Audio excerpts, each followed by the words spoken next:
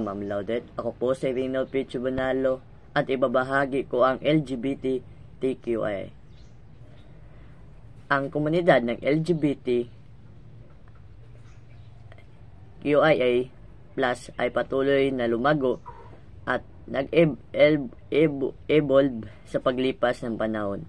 Narito ang ilan sa mga karagdagang kadahilan na nakatulong sa paglago ng komunidad. Pagsulong ng mga media. Ang mga pelikula, TV, show at libro na may mga LGBTQIA plus karakter at kwento ay nagbigay ng pag-accept at pagkilala sa komunidad. Pagsulong ng mga bansa. Ang mga bansa tulad ng Canada, UK at Australia ay nagpatupad ng mga batas na nagpoprotekta sa mga karapatan ng LGBTQIA. Pagsulong ng mga organisasyon. Ang mga organisasyon tulad ng ILGA, Amnesty International at Human Rights Watch ay nagbigay ng suporta at pag-advocate sa mga karapatan ng LGBTQIA+. Pagsulong ng mga kilusan.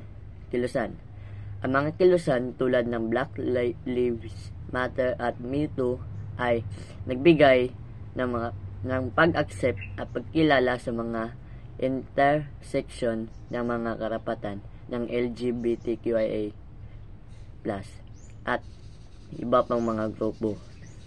Pagsulong ng mga kilusan. Pagsulong ng mga teknolohiya.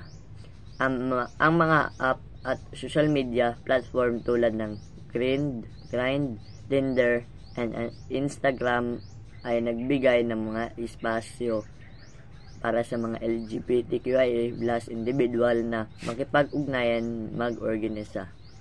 Ang mga pangyayari ito ay nagbigay ng pagkakataon sa komunidad ng LGBTQIA na lumago at mag-organisa at patuloy nagbibigay ng pag-accept at pagkilala sa buong mundo.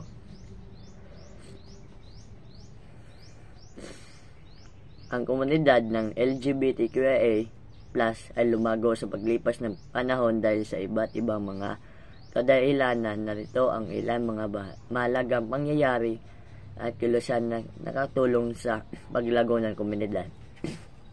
Stonewall Riots. 1969, ang mga protesta sa Stonewall sa New York City ay tinuturing na nagsimula ng modernong kilusan ng LGBTQIA+.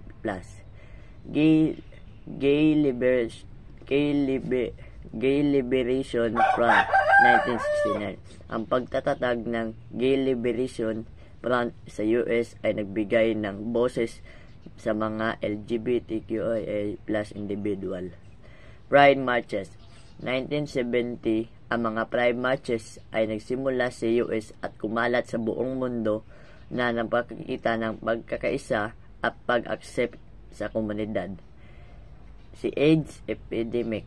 1980s, ang paglaganap ng AIDS ay nagbigay ng pagkakataon sa komunidad na organisa at magtulungan. Internet at social media, 1990s. 2000s, and pag-usbong ng internet social media ay nagbigay ng plataporma sa mga LGBTQIA+ individual na makipag-ugnayan at mag-organisa. Marriage Equality 2010. Ang pag-legalize ng same-sex marriage sa ilang bansa ay nagbigay ng pag-accept at pagkilala sa komunidad. 7. Ang pagsulong ng mga bansa 2010. Ang pagsulong ng mga bansa sa mga karapatan ng LGBTQIA ay nagbigay ng pag-accept at pagkilala sa komunidad.